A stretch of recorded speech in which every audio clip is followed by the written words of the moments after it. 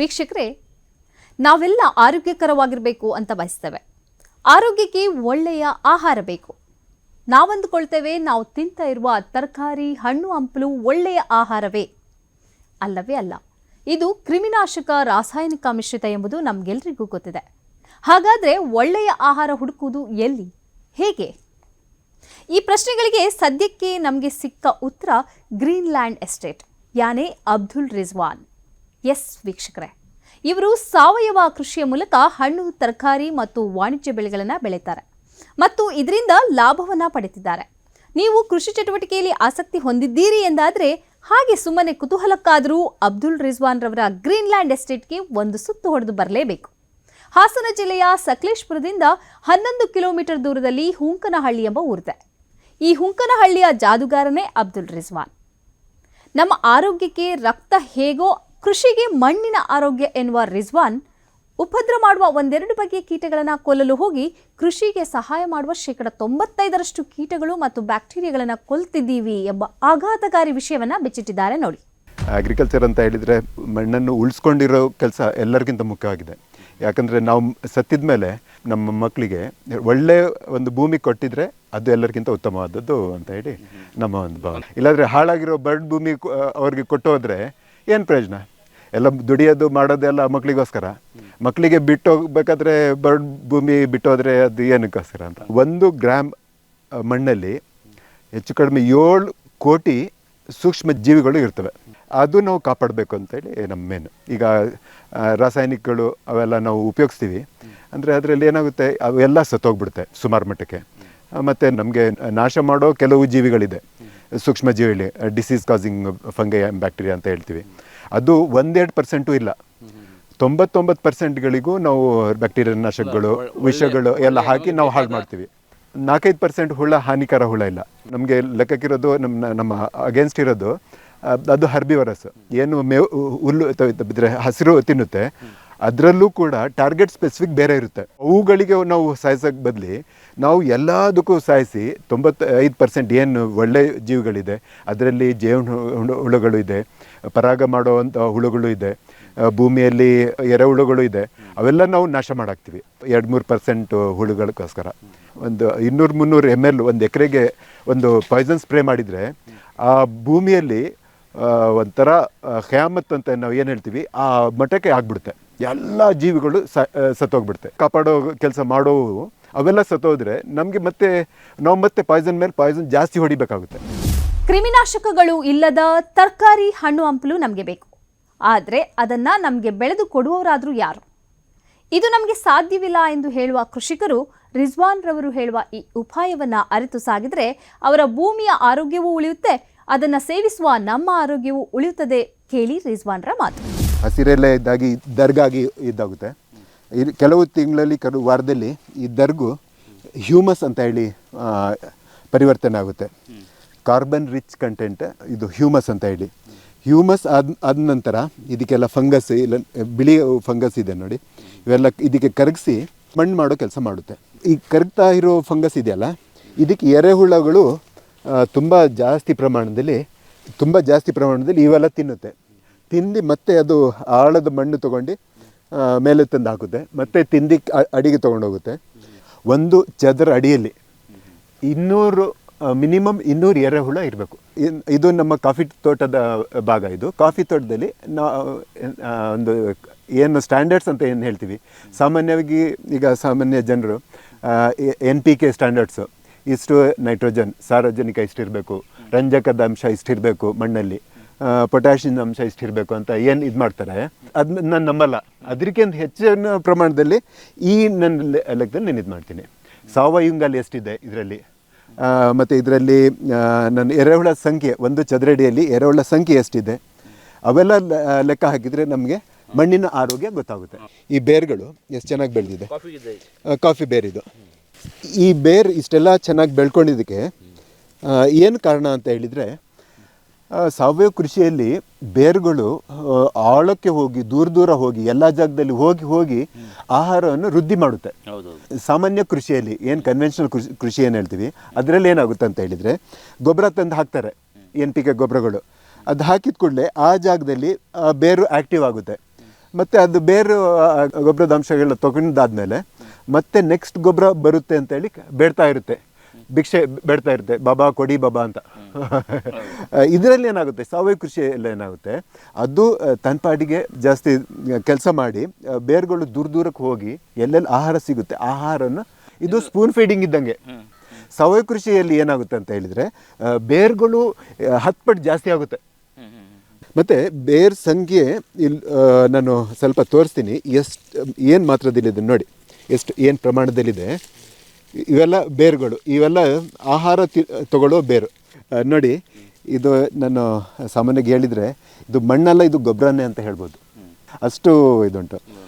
ಮತ್ತು ಹೌದು, ಮಣ್ಣಿಂದು ಲಕ್ಷಣಗಳು ಗೊತ್ತಾಗಬೇಕಂತ ಹೇಳಿದರೆ ಮೂಸ್ ನೋಡಿದರೆ ನಮ್ಗೆ ಗೊತ್ತಾಗುತ್ತೆ. ಇದು ತಂಪು ಒಂದು ಇದು ಬರುತ್ತೆ, ಫೀಲಿಂಗ್ ಬರುತ್ತೆ. ರಿಜ್ವಾನ್ ಒಬ್ಬ ಪದವೀಧರ, ಬಯೋಕೆಮಿಸ್ಟ್ರಿಯಲ್ಲಿ MSc ಮಾಡಿದ್ದಾರೆ. ಇವರು ಬ್ಯಾಕ್ಟೀರಿಯಾಗಳನ್ನು ಹುಡುಕಿಕೊಂಡು ಇನ್ನೆಲ್ಲಿಯೋ ಹೋಗಬೇಕಿತ್ತು. ಮಲ್ಟಿನ್ಯಾಷನಲ್ ಕಂಪನಿಗಳಲ್ಲಿ ಒಳ್ಳೆ ಕೆಲಸವೂ ಸಿಗ್ತಿತ್ತು.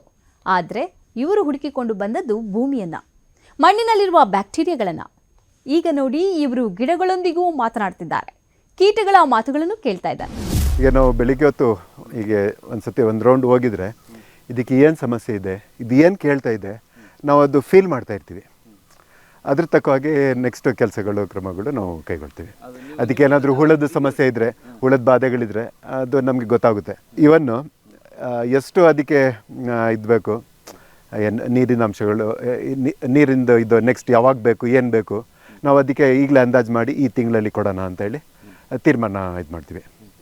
ಗಿಡದ ಲಕ್ಷಣ, ಗಿಡ ಎಷ್ಟು ಮಟ್ಟ ಈ ಎಲೆಗಳು ಬಗ್ಗಿರೋದು ನೋಡಿ, ಹೀಗೆ ಶೈನಿಂಗು, ಅವೆಲ್ಲ ನಮಗೆ ಅದರಲ್ಲಿ ಗೊತ್ತಾಗ್ಬಿಡುತ್ತೆ. ಇವನ್ನು ನಮ್ಮ ತೋಟದಲ್ಲಿ ಜೇನುಹುಳಗಳು ತುಂಬ ಇದೆ.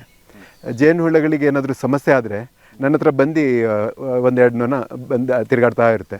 ಅದು ಹೋಗಿ ನೋಡಿದ್ದಾಗ ಅಲ್ಲಿ ಏನೇನೋ ಸಮಸ್ಯೆ ಇರುತ್ತೆ, ಅದು ನಾನು ಇರುವೆ ಹತ್ತಿರಬೇಕು, ಏನೇನಾದ್ರೂ ಸಮಸ್ಯೆ ಇರುತ್ತೆ, ಅದು ನಾನು ಹೋಗಿ ಅದು ಸರಿ ಮಾಡಿ ಬರ್ತೀನಿ.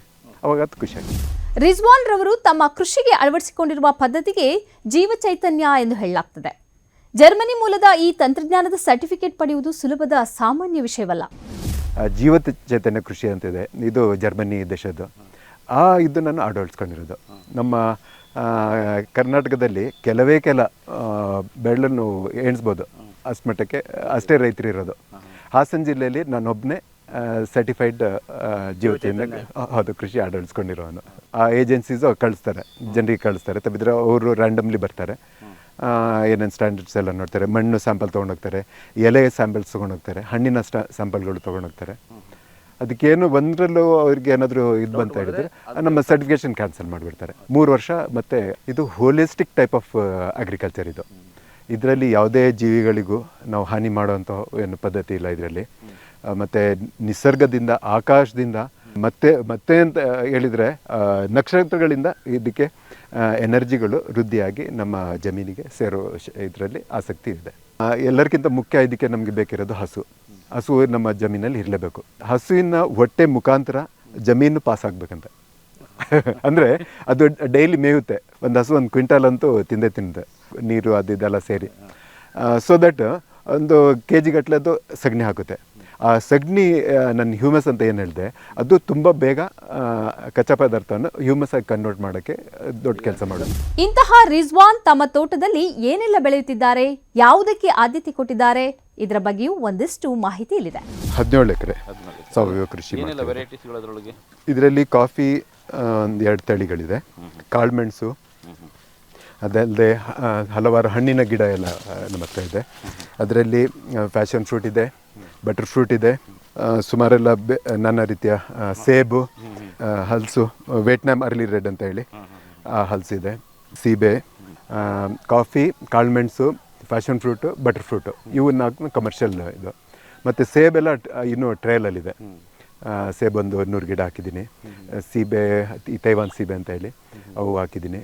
ಯಾಕಂದರೆ ಈಗ ನಮ್ಮ ಈ ತೋಟದಲ್ಲಿ ಒಂದು 4-5 ಸಾವಿರ ಸಿಲ್ವರ್ ಗಿಡ ಪ್ರತಿ ವರ್ಷ ನೆಡ್ತಾ ಇರ್ತೀವಿ. ಒಂದು 7-8 ಸಾವಿರ ಕಾಫಿ ಗಿಡ ಪ್ರತಿ ವರ್ಷ ನೆಡ್ತಾ ಇರ್ತೀವಿ. ಮೆಣಸಿನ ಬಳ್ಳಿ ಒಂದು 2 ಸಾವಿರ. ನಮ್ಮಲ್ಲಿ ಹಣ್ಣಿನ ಗಿಡಗಳು ಹೆಚ್ಚು ಕಡಿಮೆ ಒಂದು 50 ಥರದ ತಳಿಗಳಿದ್ದಾವೆ. ಇದರ ಸ್ಪೆಷಾಲಿಟಿ ಏನಂತ ಹೇಳಿದರೆ ಗುಡ್ಡ ತಳಿಗಳಿವು ಇದರಲ್ಲಿ ಸಾಮಾನ್ಯವಾಗಿರೋವು. ಮತ್ತು ಎಲ್ಲ ವಾತಾವರಣಕ್ಕೆ ಹೊಂದ್ಕೊಳ್ಳೋ ತಳಿಗಳು ನಮ್ಮ ಹತ್ರ ಇದೆ. ಇದರಲ್ಲಿ ಆ್ಯಪಲ್ ಇರಲಿ, ಅಂಜೂರ ಇದೆ, ಹಲಸು ಹಲವಾರು ಟೈಪಿಂದಿದೆ, ವರ್ಷ ಇಡೀ ಆಗೋ ಹಲಸಿದೆ, ಗಮ್ಲೆಸ್ ಹಲಸು, ಕೆಂಪು ಹಲಸು, ಮತ್ತು ಮಾವಲ್ಲಿ ಒಂದು 8-10 ಥರದ ಮಾವು ಇದೆ, ಆಲ್ ಸೀಸನ್ ಮಾವು ಇದೆ, ಸೀಬೆಯಲ್ಲಿ ಒಂದು 8-10 ಥರದ್ದಿದೆ, ಚಕೋತ ಇದೆ, ಲಿಂಬೆ ಆಲ್ ಸೀಸನ್ ವರ್ಷ ಇಡೀ ಆಗೋ ಲಿಂಬೆ ಇದೆ.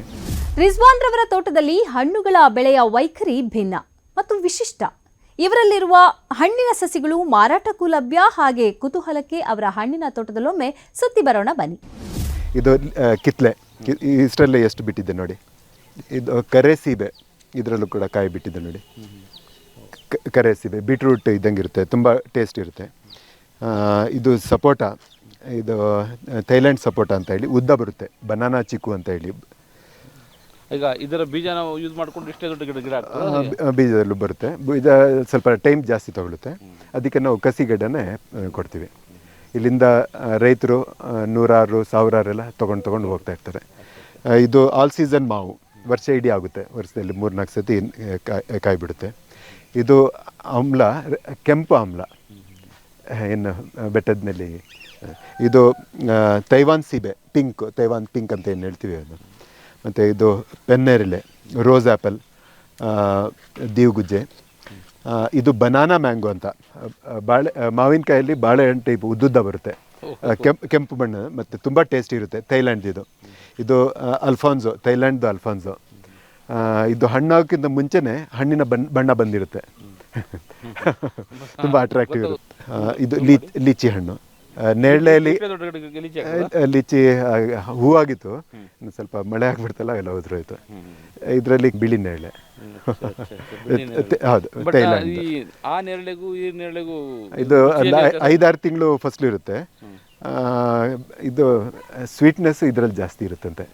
ಶುಗರ್ ಪೇಷಂಟ್ಗೆ ಇದು ಇನ್ನೂ ಒಳ್ಳೇದಂತೆ. ಸ್ವೀಟ್ನೆಸ್ ಅದು ಬೇರೆ ರೀತಿ, ಶುಗರ್ ಪೇಷಂಟ್ಗೆ ತುಂಬ ಒಳ್ಳೇದಂತೆ. ಇದು ಥೈಲ್ಯಾಂಡ್, ಇದು ಚಕೋತ, ಪೊಮೆಲೋ ಅಂತ ಏನು ಹೇಳ್ತಾರೆ ನೋಡಿ. ಇಷ್ಟು ಸಣ್ಣರಲ್ಲೇ ಕಾಯಿ ಬಿಟ್ಟಿದೆ. 3-4 kg ಒಂದೊಂದು ಕಾಯಿ ಆಗುತ್ತೆ. ಹೌದೌದು. ಬಟ್ ಇದರಲ್ಲಿ ನೀವು ಒಂದು ಕಾಮನ್ ಆಗಿ ನೋಡ್ತಾ ಇದ್ದೇನೆ ನಾನು, ಮೇಲೆ ಕಲ್ಲುಗಳನ್ನು ಇಟ್ಟಿದ್ದೀರಿ, ಇದರ ಅಡಿಯಲ್ಲಿ ಗೊಬ್ಬರ ಹಾಕಿದರೆ ಹೇಗೆ ಅದು ಅಂತ? ಅಂದರೆ ತಂಪಾಗಿರಲಿ ಅಂತ ಹೇಳಿ ಕೊಟ್ಟಿರೋ ನೀರು ಆರಿ ಹೋಗಬಾರ್ದು, ಮತ್ತು ಕಳೆಗಳು ಜಾಸ್ತಿ ಬೆಳೆಯಲ್ಲ ಕಲ್ಲು ಹಾಕಿಟ್ಟಿದ್ರೆ. ಮತ್ತು ಈ ಕಳೆ ತೆಗಿಲಿಕ್ಕೂ ಈಸಿ ಹೌದೌದು. ಮತ್ತು ಇದೊಂದು ಸೀಬೆ, ಎಲೆನೂ ಆಕರ್ಷವಾಗಿದೆ. ಹಣ್ಣು ಕೂಡ ನೋಡಿ ಇದೇ ರೀತಿ ಪಟ್ಟೆ ಹಣ್ಣು, ಒಳಗಡೆ ಕೆಂಪಿರುತ್ತೆ ಸೀಬೆ, ತುಂಬ ಟೇಸ್ಟ್ ಇರುತ್ತೆ. ಇದು ಚಕೋತ, ಕೆಂಪು ಚಕೋತ. ಇದ್ರ ಸ್ಪೆಷಾಲಿಟಿ ಏನಂತ ಹೇಳಿದರೆ ಹೊರ್ಗಡೆಯಿಂದ ಕೆಂಪು ಬರುತ್ತೆ, ಒಳಗಡೆ ಅಂತೂ ಇಂಕ್ ರೆಡ್, ಹೊರಗಡೆನೂ ಕೆಂಪು. ಇದರಲ್ಲಿ ನೋಡಿ ಎಷ್ಟು ಹೂವಾಗಿದೆ, ಕಾಯಿ ಬಿಟ್ಟಿದೆ ಚಕೋತ.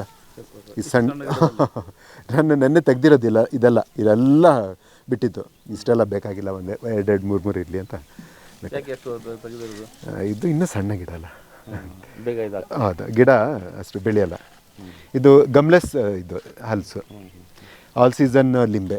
ಇದರಲ್ಲಿ ಕಾಯಿ ಬಿಟ್ಟಿದ್ದು ನೋಡಿ, ಎಲ್ಲ ಲಿಂಬೆ ಕಾಯಿ ಬಿಟ್ಟಿರೋದು. ಒಂದರಲ್ಲಿ ಎಷ್ಟು ಗೊಂಚಲು ಕಾಯಿ ಬಿಡುತ್ತೆ, ಒಂದರಲ್ಲಿ ಹೂ ಇರುತ್ತೆ, ಹಣ್ಣಾಗಿರೋದು ಇರುತ್ತೆ, ಎಲ್ಲ. ಇದು ಒಂದು ಸಪೋಟದ್ದು ಅಂತೇಳಿ. ಇದು ಚೆರ್ರಿ. ಇದು ಲಿಪ್ಸ್ಟಿಕ್ ಹುಣಸೆ, ಕೆಂಪು ಬಣ್ಣ ಇರುತ್ತೆ, ಲಿಪ್ಸ್ಟಿಕ್ ಇದ್ದಂಗೆ ಇರುತ್ತೆ, ಹುಣಸೆ ಸ್ವೀಟು ಇರುತ್ತೆ. ಇದೇ ರೀತಿ ಲಾಂಗ್ಯಾನ್ ಅಂತ ಲಿಚಿ ಹಣ್ಣು ಇದ್ದಂಗೆ ಇರುತ್ತೆ, ತುಂಬ ರುಚಿ ಇರುತ್ತೆ. ಇದು ಸ್ಟಾರ್ ಫ್ರೂಟು, ಕಾಮದ್ರಾಕ್ಷಿ, ಮೋಸಂಬಿ ಕಾಯಿ ಬಿಟ್ಟಿದ್ದು ನೋಡಿ. ದೊಡ್ಡದಾಗುತ್ತೆ, ಇದು ಎಳೆದು. ಹಾಂ, ಅಂಜೂರ. ಹೌದಾ. ಇದು ಒಣ ಅಂಜೂರ ಮಾಡ್ತಾರಲ್ಲ, 1000 ರೂಪಾಯಿ 1200 ರೂಪಾಯಿ kg. ಅಂಜೂರ ಈ ಮಲೆನಾಡಲ್ಲಾಗುತ್ತೆ, ಇಷ್ಟು ದಪ್ಪ ಅದಲ್ಲ. ವಾಲ್ನಟ್, ಅಕ್ರೋಟ್ ಅಂತ ಹೇಳಿ ಡ್ರೈ ಫ್ರೂಟ್ ಬರ್ತಲ್ಲ, ಆಪ್ರಿಕಾಟ್. ಕಸಿ ನಾವು ಹೊರಗಡೆ ತರ್ತೀವಿ, ಮಾಡ್ತೀವಿ. ಮಾಡೋದು ಕಡಿಮೆ, ಹೊರಗಡೆ ತರೋದು ಜಾಸ್ತಿ. ಆ್ಯಪಲ್ ನಾನು ಬಿಟ್ಟಿರೋದು ತೋರಿಸ್ಲಿಲ್ಲ. ಹೌದು, ಆ್ಯಪಲ್ ಇದು ಇನ್ನು 2 ತಿಂಗಳು ತೊಗೊಳುತ್ತೆ ಇದು ಬೆಳೀಲಿಕ್ಕೆ. ಹಿಮಾಚಲ ಪ್ರದೇಶ ಹೋಗೋ ಅಗತ್ಯ ಇಲ್ಲ, ಇಲ್ಲಿ ಹತ್ರದಲ್ಲಿ ಒಬ್ರು ಬೆಳೆದಿದ್ದಾರೆ. ಅವ್ರು ಹೇಳ್ತಾರೆ, ನಮಗೆ ಮಾರ್ಕೆಟ್ ಆ್ಯಪಲ್ ತಿನ್ನೋಕ್ಕೆ ಟೇಸ್ಟ್ ಇದಾಗ್ತಾ ಇಲ್ಲ, ನಮ್ದು ಅಷ್ಟು ರುಚಿ ಇದೆ ಅಂತ. ಇದು ಕಿವಿ ಹಣ್ಣಿನ ಗಿಡ, ಬಳ್ಳಿ ಬರ್ತದೆ. ಇದು ಥೈಲ್ಯಾಂಡ್ ಸೀಬೆ. ಇದರಲ್ಲಿ ಮೊನ್ನೆ ಇಲ್ಲೇ ಕುಯ್ದಿದ್ವಿ, ಇದೇ ಸೈಜ್ ಹಿಂದಿತ್ತು. ಇದರಲ್ಲಿ ಟೇಸ್ಟು ಚೆನ್ನಾಗಿರುತ್ತೆ, ಮತ್ತು ಪದೇ ಹಿಂದಿಂದ ಆಗ್ತಾನೂ ಇರುತ್ತೆ. 8 ಮಾವು ತಳಿಗಳಿದೆ. ಸೀಬೆಯಲ್ಲಿ ಒಂದರಲ್ಲಿ ಬರೀ ಸೀಬೆಯಲ್ಲಿ ಒಂದು 8-9 ತಳಿಗಳಿದೆ. ಕಿತ್ಲೆ ಮೋಸಂಬಿಯಲ್ಲಿ 5-6 ತಳಿಗಳಿದೆ.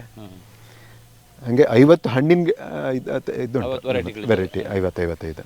ಸ್ವಲ್ಪ ಆಯ್ಕೆ ಮಾಡಿ ತಗೊಳ್ಳೋರು ಇದ್ರೆ ಬಂದು ತಗೊಂಡೋಗ್ತಾರೆ. ನೀವು ಹೊಸದಾಗಿ ಕೃಷಿ ಕ್ಷೇತ್ರದಲ್ಲಿ ಬರಲು ಬಯಸ್ತಿದ್ದೀರಾ? ಇಲ್ಲವೇ ನಿಮ್ಮ ಕೃಷಿ ಕ್ಷೇತ್ರ ನಿಮಗೆ ಬರ್ಕತ್ತಾಗುತ್ತಿಲ್ಲವೇ? ನಿಮ್ಮ ಈ ವಿಷಯದಲ್ಲಿ ಮಾಹಿತಿ ಮತ್ತು ಮಾರ್ಗದರ್ಶನವನ್ನ ರಿಜ್ವಾನ್ ಕೊಡಲು ಸಿದ್ಧರಾಗಿದ್ದಾರೆ. ಹಾಗೆ ಮಾತಿನಲ್ಲಿ ಹೇಳಿದ ಕೆಲವು ಟಿಪ್ಸ್ಗಳು ನಿಮ್ಮೆದುರು ಇಲ್ಲಿ. ಒಂದಕ್ಕೆ ಒಂದು ಹೊಂದ್ಕೊಳ್ಳೋ ಬೆಳೆಗಳಿರುತ್ತೆ, ಅದಿದ್ರೆ ಇನ್ನೂ ಒಳ್ಳೆಯದು. ಅದರಿಂದ ಇದಕ್ಕೆ ಸಪೋರ್ಟ್ ಆಗುತ್ತೆ. ಕೆಲವು ಹುಳುಗಳು ಆ ಸ್ಮೆಲ್ಲಿಂದ ಹತ್ರ ಬರಲ್ಲ. ಇನ್ನೊಂದಕ್ಕೆ ಅದು ಒಳ್ಳೆಯದಾಗುತ್ತೆ. ಮತ್ತು ಬೇರಲ್ಲೂ ಕೂಡ ಒಂದು ಆಳಕ್ಕೆ ಹೋಗುವ ಬೇರೆ ಇರುತ್ತೆ, ಒಂದು ಮೇಲ್ಗಡೆ ಹೋಗೋ ಬೇರೆ ಇರುತ್ತೆ. ಮೇಲ್ಗಡೆ ಬೇರೆ ಹೋಗೋದು ಇದಕ್ಕೆ ಡಿಸ್ಟರ್ಬ್ ಮಾಡೋದಿಲ್ಲ. ಆಳಕ್ಕೆ ಹೋಗೋದು ಬೇರೆ ಆಳದಿಂದ ಪೋಷಕಾಂಶಗಳು ತಗೊಳುತ್ತೆ. ಈ ರೀತಿ ಬೇರೆ ಬೇರೆ ಕೆಲವು ಇರುತ್ತೆ. ಎಲ್ಲವೂ ಮ್ಯಾಚ್ ಆಗೋದಿಲ್ಲ. ಕೆಲವು ಒಂದು ಹಾಕಿದರೆ ಒಂದು ಬರೋದೇ ಇಲ್ಲ, ಹಂಗೂ ಇರುತ್ತೆ. ನೀಲಗಿರಿ ಅಡಿಯಲ್ಲಿ ಏನೂ ಬರಲ್ಲ. ಆ ರೀತಿ ಒಂದು ಹಣ್ಣಿನ ಗಿಡದ್ದು ಇದೇನಂತ ಹೇಳಿದರೆ, ಒಂದು ಸರ್ವೆ ಪ್ರಕಾರ 2018ನೇ ಇಸ್ವಿಯಿಂದ 26ನೇ ಇಸ್ವಿವರೆಗೆ ಭಾರತದ ಹಣ್ಣಿನ ಇದ್ದುಂಟು ಹಾರ್ಟಿಕಲ್ಚರಲ್ ಕ್ರಾಪ್ಸ್ ಇದೆ, ಅದು ಡಬಲ್ ಆಗ್ತಾಯಿದೆ ಅಂತೆ. ಮುಂಚೆ ಏನಿತ್ತು ಅದರದ್ದು ಮಾರ್ಕೆಟು ಕೂಡ ಪ್ರೊಡಕ್ಷನ್ ಕೂಡ ಡಬಲ್ ಆಗ್ತಾಯಿದೆ. ಸೊ ಇದರ ದಿಕ್ಕಲ್ಲಿ ನೋಡಿದರೆ ರೈತರಿಗೆ ಇದೊಂದು ಒಳ್ಳೆ ಅವಕಾಶ. ಯಾಕಂದರೆ ಹಣ್ಣಿನ ಗಿಡ ಆದಷ್ಟು ಬೆಳಿಬೇಕು ಅಂತ. ಯಾಕಂದರೆ ಮುಂದೆ ತಿನ್ಲಿಕ್ಕೂ ಇಷ್ಟ. ಪಿಯರ್ಸ್ ಇಲ್ಲಿ ಬೆಳಿಬೋದು, ಕಿವಿ ಬೆಳಿಬೋದು, ಆ್ಯಪಲ್ಲು ಒಂದು ಎಕರೆಗೆ 50 ಟನ್ ಬೆಳಿಬೋದು. ಯಾಕಂದರೆ ಇದು 45 ಡಿಗ್ರಿವರೆಗೆ ಟೆಂಪ್ರೇಚರ್ ತಡೆಯೋ ಅದರಲ್ಲಿ ಆಸಕ್ತಿ ಇದೆ. ಇದ್ರ ಕರಾವಳಿಯಲ್ಲಿ ತುಂಬ ಚೆನ್ನಾಗುತ್ತೆ. ಈಗ ಮಂಗುಸ್ತೀನ್, ರಾಂಬುಟಾನ್ ಅವೆಲ್ಲ ಕರಾವಳಿಗೆ ತುಂಬ ಚೆನ್ನಾಗಿ ಹೊಂದ್ಕೊಂಡಿರೋ ಹಣ್ಣುಗಳು. ಹಲಸು ಬಯಲುಸೀಮೆಯಲ್ಲಿ ಫಸ್ಟು ತುಂಬ ಜಾಸ್ತಿ ಆಗುತ್ತೆ, ಕರಾವಳಿಯಲ್ಲಿ ಮಲೆನಾಡಲ್ಲಿ ಸ್ವಲ್ಪ ಕಡಿಮೆ ಆಗುತ್ತೆ. ಮತ್ತು ತೋಟಗಾರಿಕೆ ಬೆಳೆಯಲ್ಲಿ ಅನುಕೂಲ ಏನಂತ ಹೇಳಿದರೆ, ಪ್ರತಿ ವರ್ಷ ಅಷ್ಟೇ ಶ್ರಮ ಹಾಕ್ಬೇಕಂತ ಏನಿರಲ್ಲ. ಒಂದು 2-3 ವರ್ಷ ಶ್ರಮ ಹಾಕಿ ಮೇಲೆ ತಂದುಬಿಟ್ರೆ ಸಾಕು, ಅದೇ ನಮಗೆ ನೋಡ್ಕೊಳುತ್ತೆ. ಅದು ಕಪ್ಪಿಗಳಿಗೆ ನಾವು ಕರೆಕ್ಟ್ ಆ ಸಮಯದಲ್ಲಿ ಹಣ್ಣು ಬರೋ ಸಮಯದಲ್ಲಿ ನಾವೇನು ಮಾಡ್ತೀವಿ, ಕೊಳ್ತಿರೋ ವಾಸನೆ ಅದಕ್ಕೆ ಆಗೋದಿಲ್ಲ. ಮೀನು ಅಂಥವೆಲ್ಲ ಕೊಳಿಸಿ ದೂರ ಇಟ್ಟಿರ್ತೀವಿ. ಒಂದು 10-15 ದಿವಸ ವಾಸನೆ ಇರೋವರೆಗೆ ಹತ್ರ ಬರೋದಿಲ್ಲ. ಅಷ್ಟರಲ್ಲಿ ನಾವು ಮ್ಯಾನೇಜ್ ಮಾಡ್ತೀವಿ. ತಪ್ಪಿದ್ರೆ ಇನ್ನೊಮ್ಮೆ ಅದಕ್ಕೆ ಇಟ್ಟು ಇದು ಮಾಡ್ತೀವಿ. ನಿಸರ್ಗದಲ್ಲಿ ಸಿಗುವ ಪದಾರ್ಥಗಳನ್ನು ಸಂಗ್ರಹಿಸಿ ಸಾವಯವ ಕೃಷಿ ಮಾಡುವುದರಿಂದ ನಗರಗಳಿಗೆ ಹೋಗಿ ರಾಸಾಯನಿಕಗಳನ್ನು ತರುವ ಖರ್ಚು ಉಳಿಯುತ್ತೆ.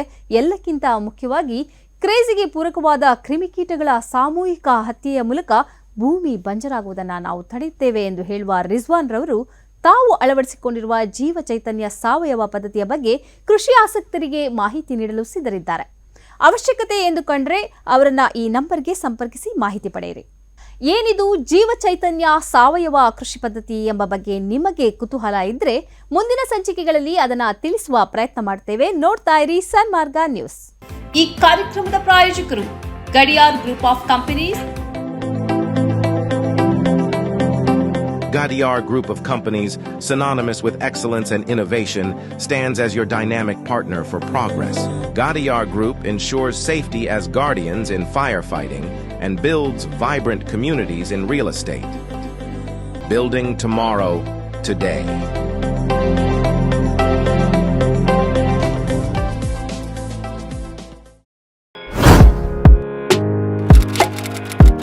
ಇಂತಹ ಹಲವು ಸುದ್ದಿ ಮಾಹಿತಿ ವಿಶ್ಲೇಷಣೆಗಾಗಿ ಸನ್ಮಾರ್ಗ ನ್ಯೂಸ್ ಸಬ್ಸ್ಕ್ರೈಬ್ ಮಾಡಿ. ನಿರಂತರ ನೋಟಿಫಿಕೇಶನ್ ಪಡೆಯಲು ಬೆಲ್ ಐಕಾನ್ ಒತ್ತಲು ಮರೆಯದಿರಿ.